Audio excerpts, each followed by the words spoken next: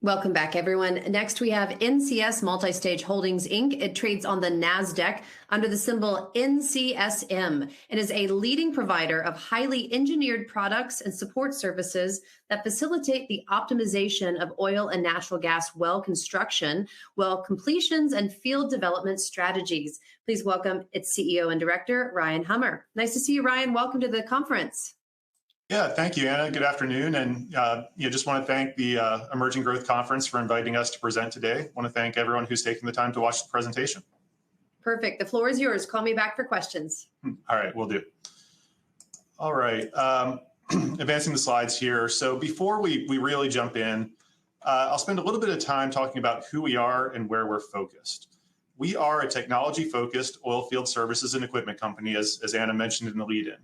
We sell directly to oil and natural gas producers. So you can think of Exxon, Chevron, Conoco, Devon, Oxy, Crescent Point, similar customers as those. And we compete in the market with folks like Schlumberger, Halliburton, NOV, Core Lab, and others. Within that market, we focus on certain areas where we can obtain a leadership position and earn attractive margins. We focus on innovation and partnering with our customers to bring new solutions to market. Typically, these solutions will save our customers time, save them money, or help them to make better, more productive wells. We pair this focus on research and development and innovation with what we call a capital-light business model. So we outsource the manufacturing of the vast majority of the components that go into the products that we sell. We perform the assurance checks on those components and also oversee the assembly of the product to ensure quality and reliability before they go out to the field and into customers' wells. This enables us, though, to minimize capital investment requirements and has allowed us to generate meaningful free cash flow through business cycles, which is really important for the oil field, which can be cyclical in nature. Let me go now to slide 5. I'll walk you quickly through our product lines. I know this is really a generalist audience, so I'll speak more to the value that our products and services bring than to what the actual technology is itself. And these product lines that I'm speaking to will be ordered based upon the percentage of revenue that they contribute to our business overall.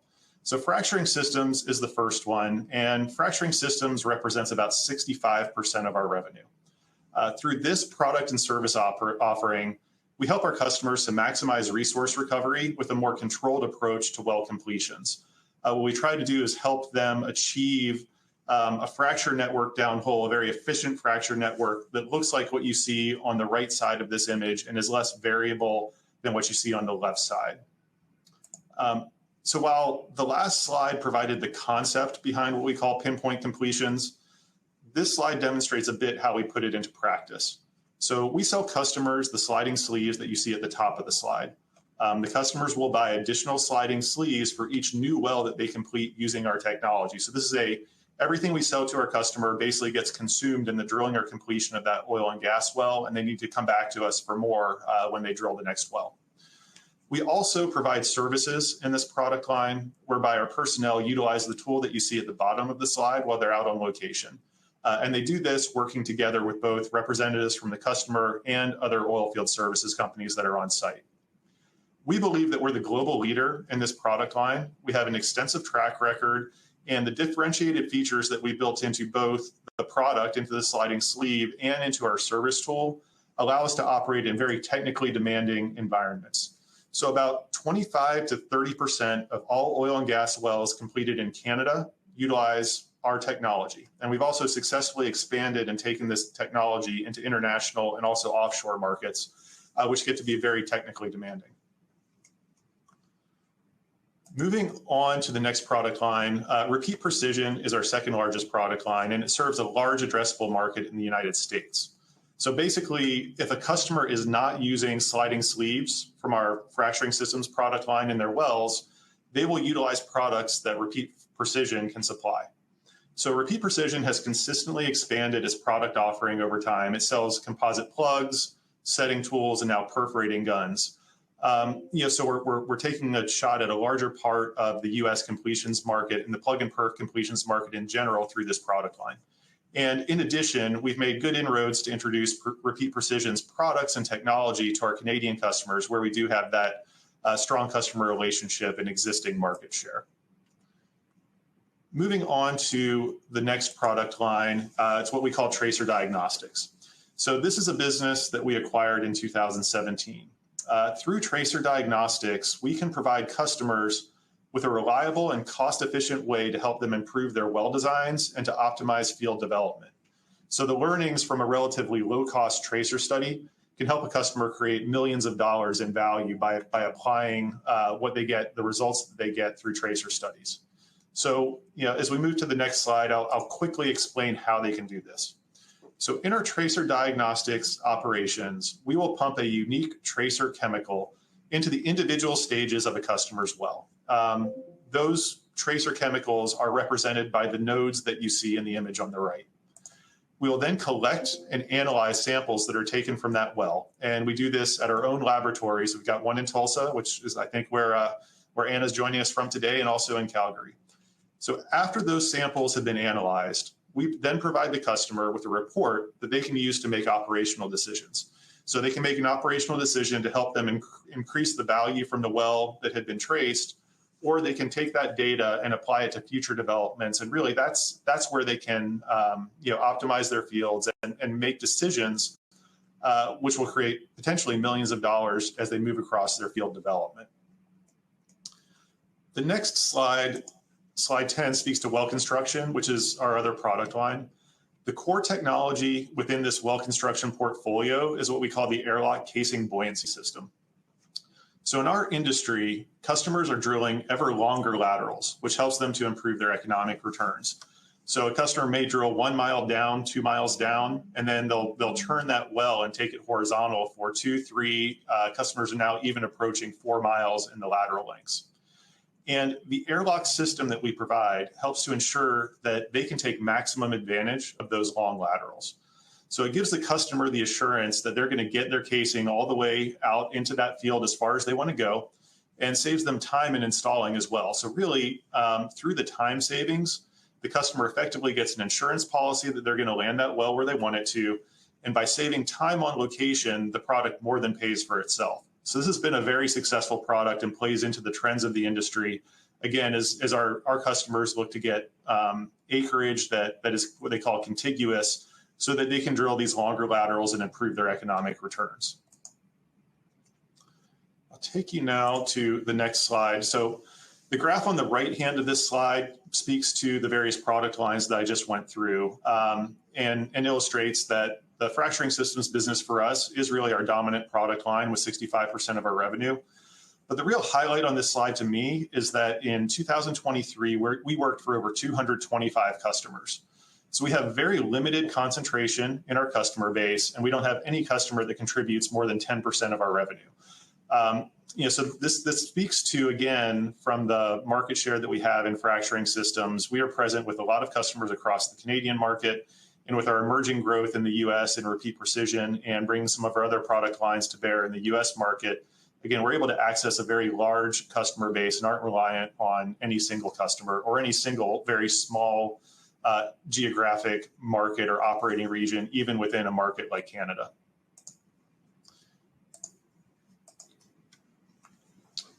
So for NCS, we have 3 core business strategies, and those are outlined here on this slide. So we introduced our strategy within the company in late 2022, and we're starting to benefit from the results of this strategy. So looking at the first of these, the first strategy is to build on our leading market positions.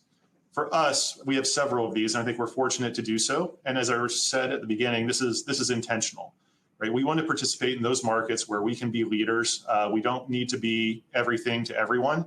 And we focus again on those segments of the oilfield services market where we can enter and participate through that capital-light business model that we've employed over time.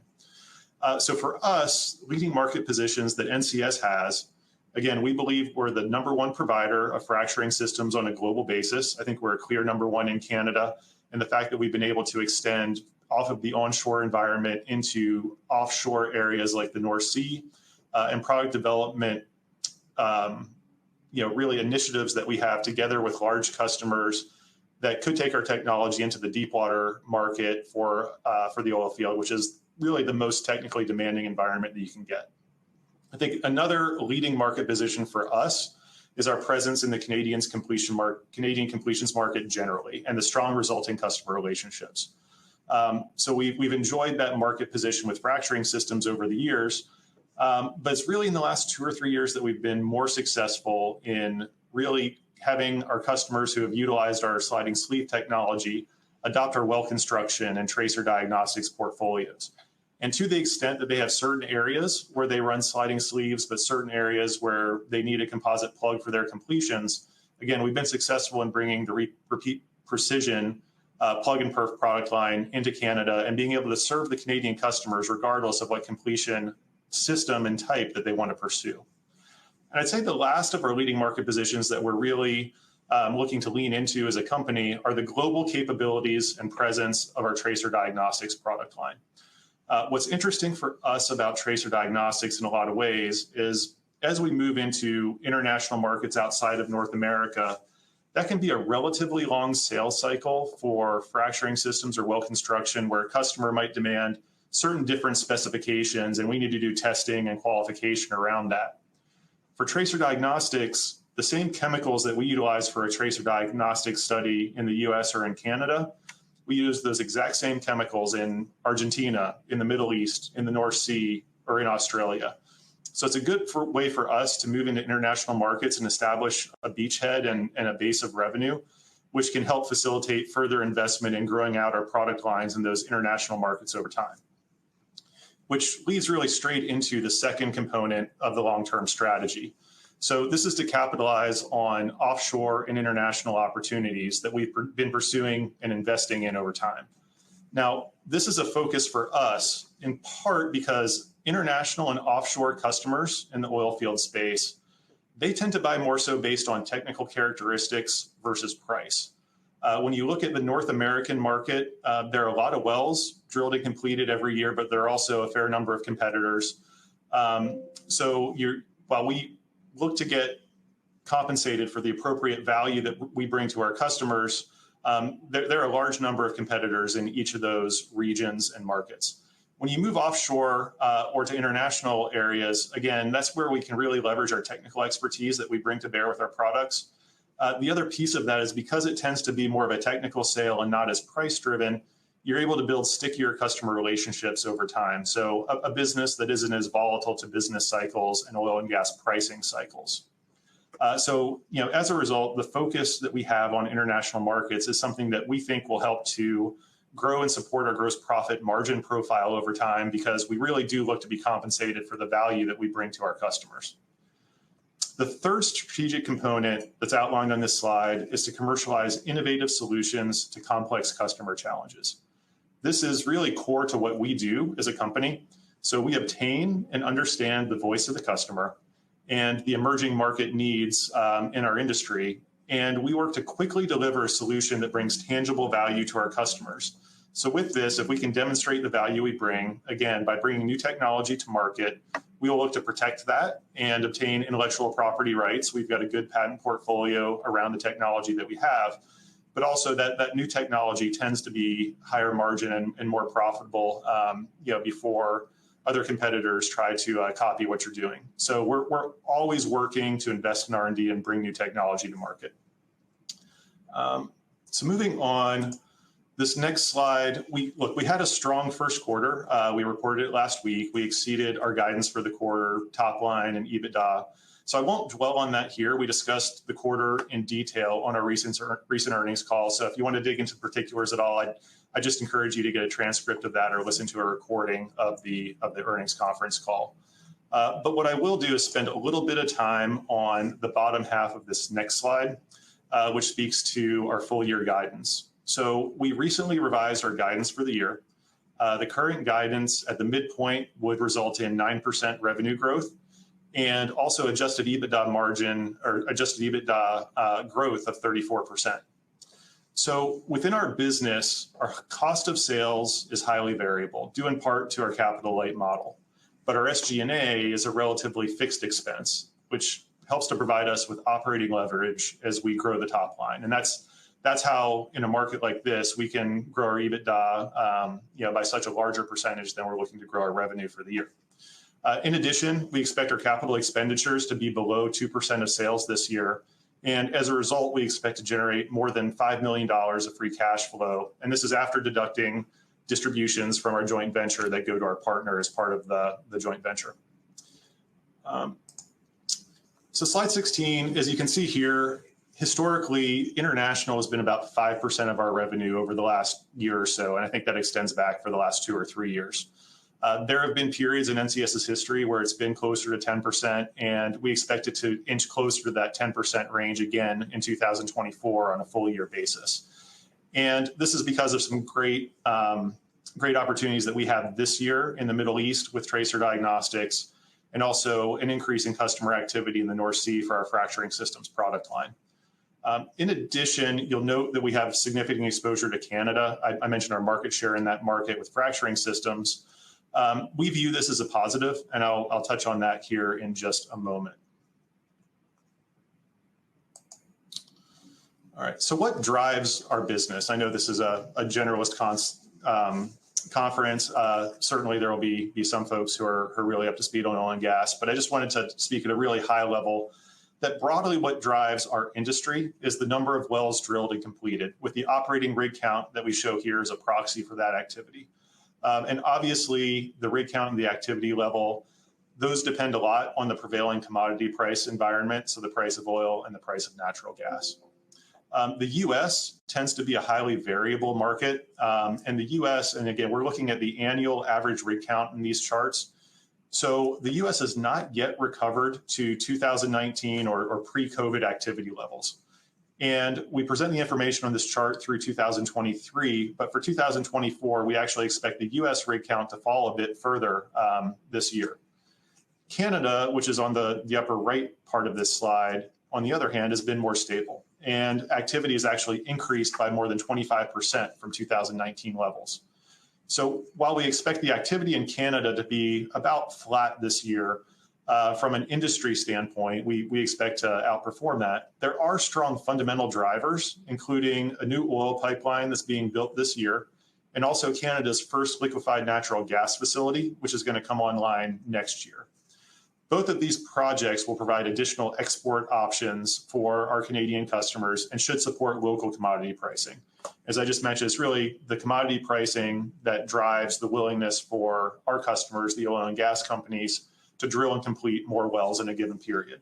So with that support from the new pipeline and the new LNG facility, we think the pricing environment in Canada will remain strong and should lead to differentiated activity performance relative to the US.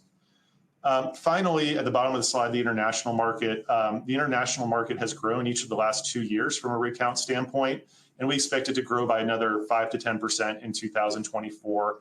And really from a percentage standpoint, that's our biggest growth opportunity, and it translates into pretty meaningful dollar growth opportunity for us as well. All right, so I think we've covered most of the points on this slide already. I will note that we've absorbed some pressure on our gross margins over the last several years. We're working to reverse that later this year, but we've actually been able to offset those pressures when you get down from any adjusted EBITDA standpoint through internal initiatives that we've had to streamline our operating expenses. And we've done this actually on the cost of sales side as well. We've consolidated a couple of manufacturing locations and field locations. And then in addition, we've reorganized the way that we approach the US and international markets from a field service standpoint, and taken some other steps to really try to make sure that we're optimized for a cost standpoint as well, to make sure that we can deliver those incremental margins that I talked about previously. All right. So slide 19 here, I just want to put NCS in context with our publicly traded peers. So this data is from Capital IQ, and it actually has a timestamp on it for late April, which is before any of the peers listed here had put out their Q1 results. And we do that for comparability purposes. And we'll plan to update this once all peers have reported their first quarter.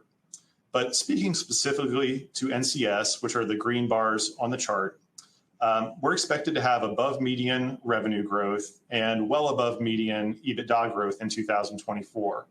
In addition, we believe we've got one of the better balance sheets amongst the peer set. But despite that, we're trading 1 multiple turn below the next lowest peer and 2 multiple turns before the median for the peer set. For anyone interested, the peers that we utilized in the analysis are listed, the tickers for them in the note at the bottom. And then, finally, I just want to summarize before I go back to Anna for questions. But I think, in short, I think NCS offers a compelling opportunity for investors.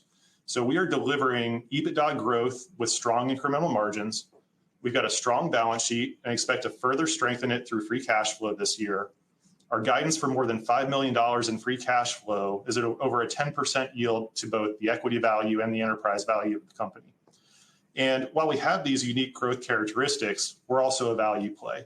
We have a discounted trading multiple, and as you can see on this slide, we've got an equity value that's below our net working capital, which provides a margin of safety for investors.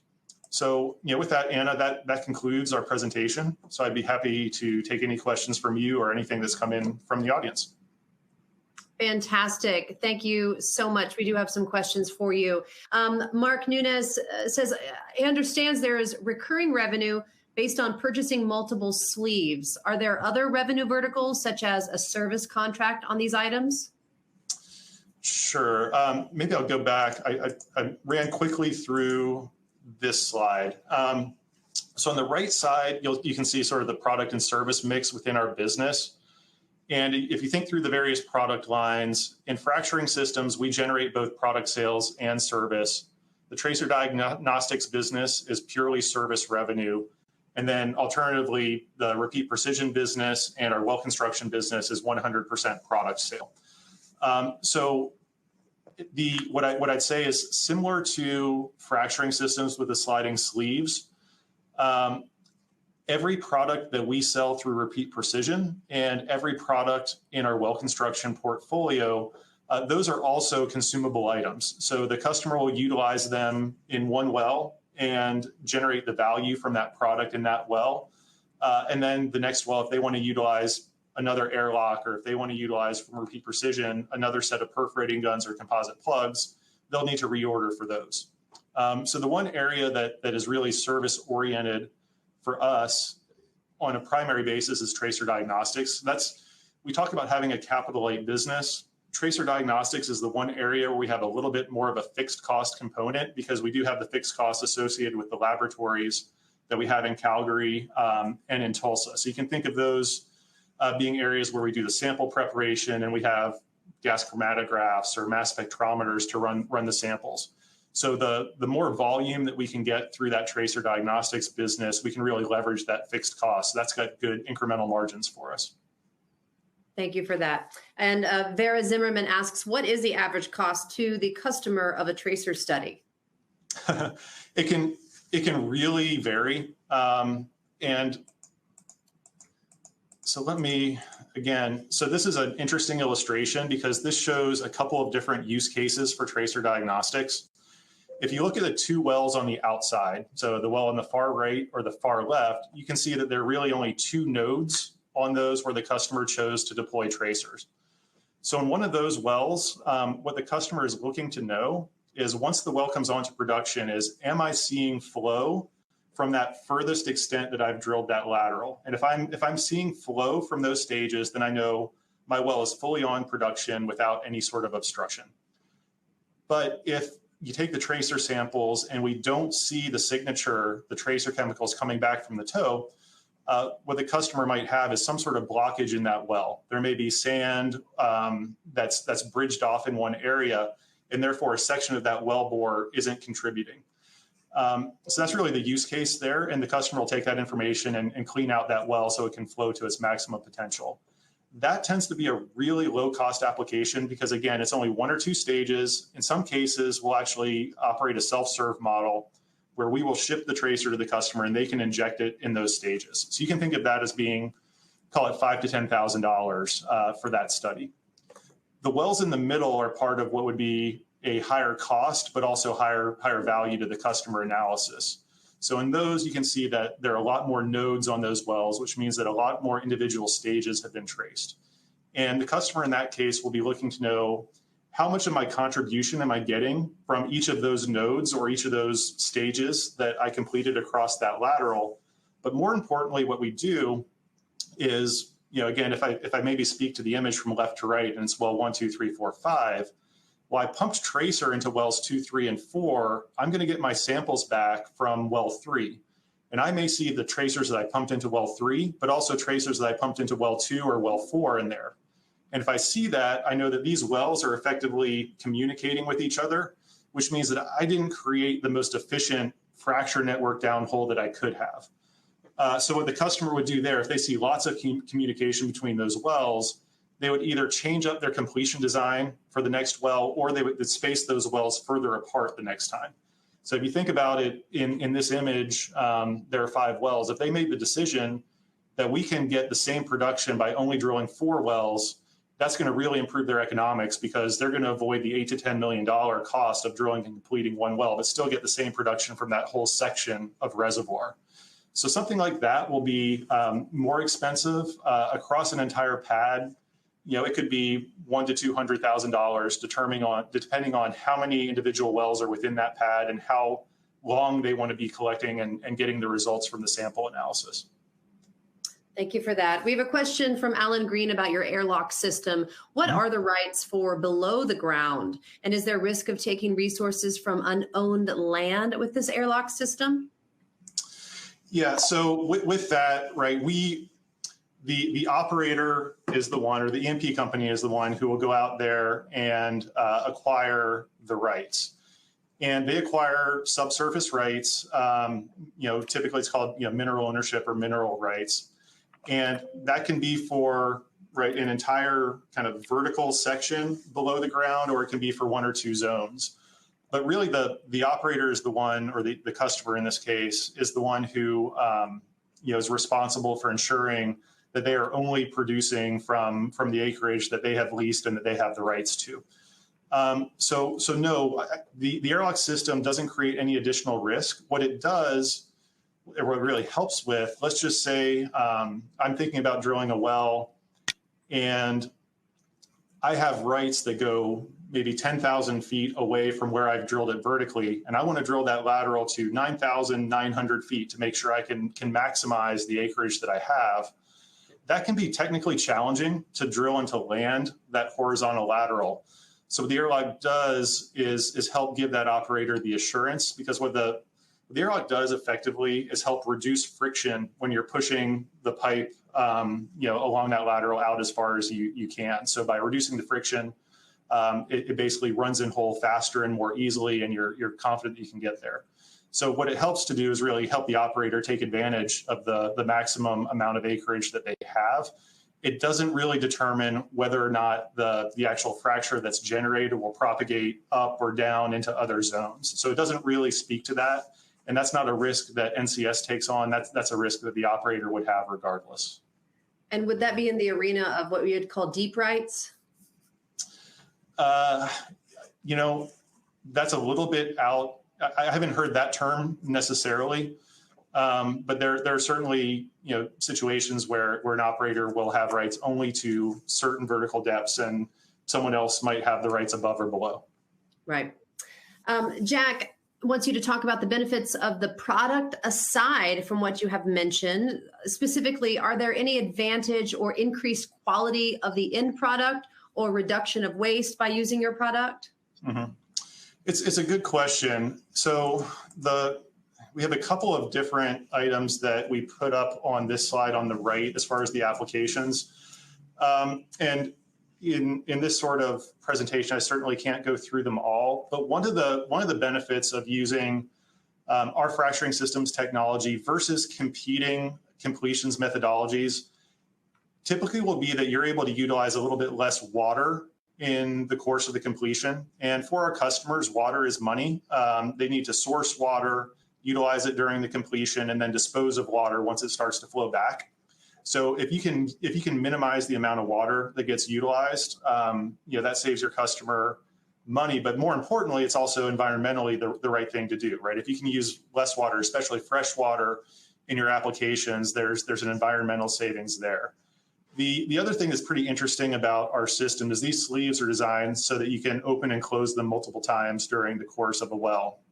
And as we move into offshore environments in particular, there are times when certain zones within a well will switch from where they're producing the majority water, and they may have majority oil, and switch and have an event called water breakthrough, where a certain stage might then start producing more water than oil.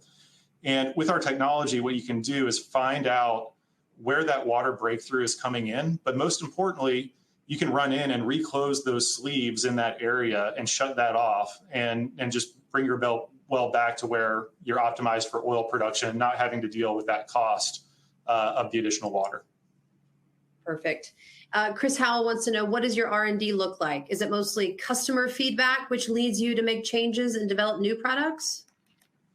Yeah, that's a great question. We really have, across the organization, a focus on getting the voice of the customer. That extends through our field operations teams who are out there on a day-to-day basis. They know what the customer pain points are.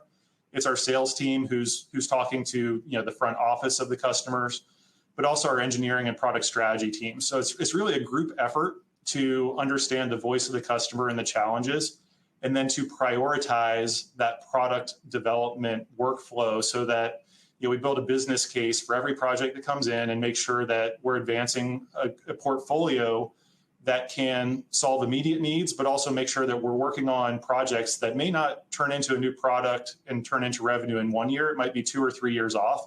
So we have that balance as a technology company of being kind of quick turn and bringing solutions to the market that'll help the customer immediately, but also working on some of the longer term projects that we think can be higher value opportunities and kind of change more meaningfully the way the operations of the industry moves forward. So it's a balance there. The one thing that I didn't really mention is we've got a large, what we call our tech center in Calgary.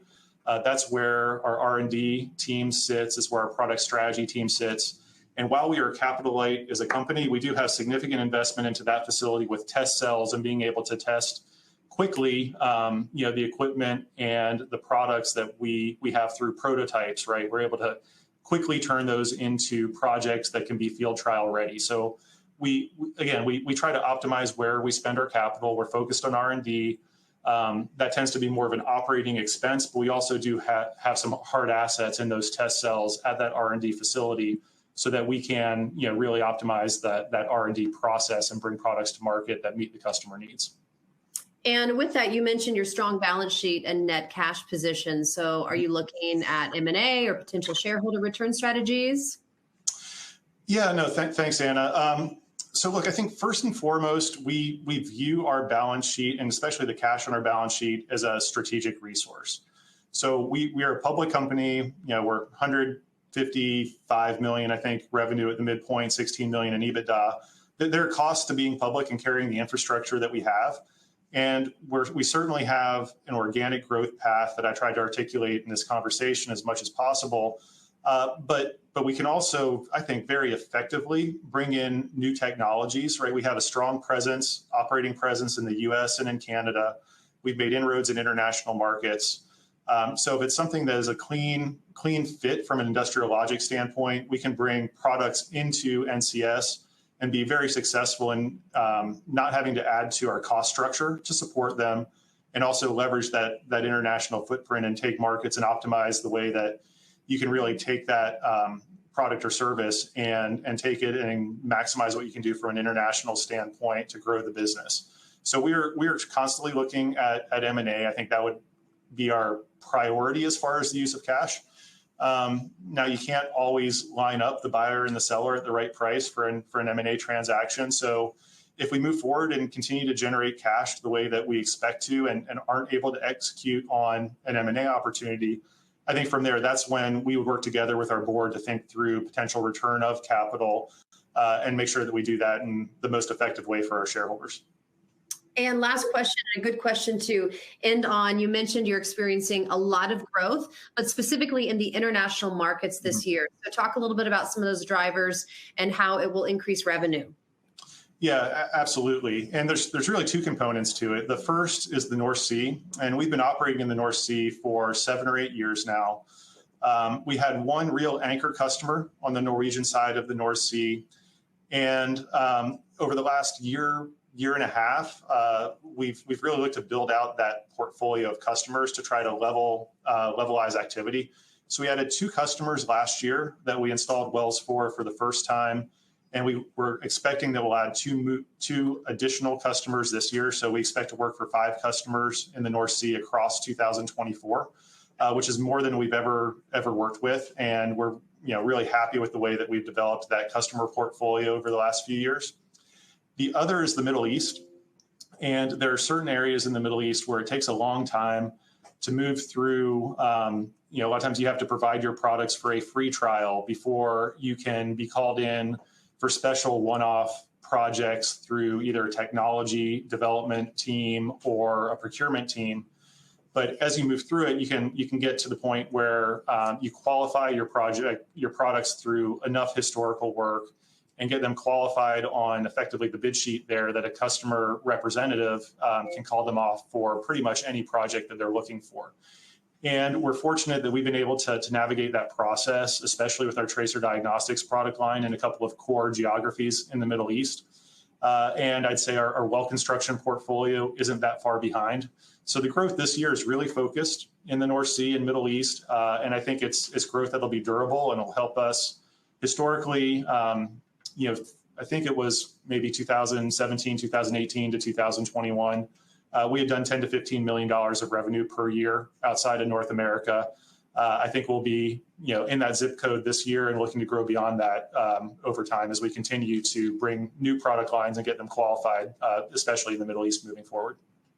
Wonderful. Fantastic presentation, Ryan. Thank you so much for joining us on the conference. And we'd love to have you back with some updates. Yeah, I'd be looking forward to it. Thanks again for hosting us and look forward to any follow-up from you and the team as well. Perfect. Thank you, Ryan. See you again soon. All right. Thanks. Okay, everyone, stay with us. We'll be back in just a second with Bioxytran.